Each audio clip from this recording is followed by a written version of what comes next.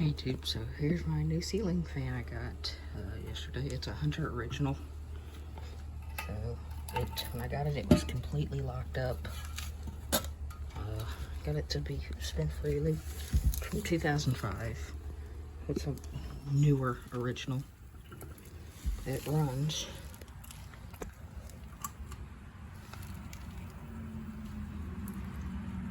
high, medium, low, it's off. Really quiet. Pretty rusty. The guy said it was, they installed it outside. But it works. I mean, I put oil in it. It was completely locked up. This is all it came with. I don't have the blades. I have the canopy assembly.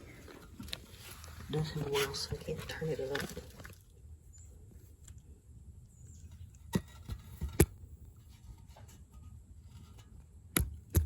There's the oil port right there.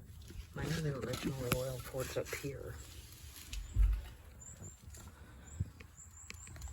Let's see if there's a startup sound. I don't think there is. Wait for that car to pass.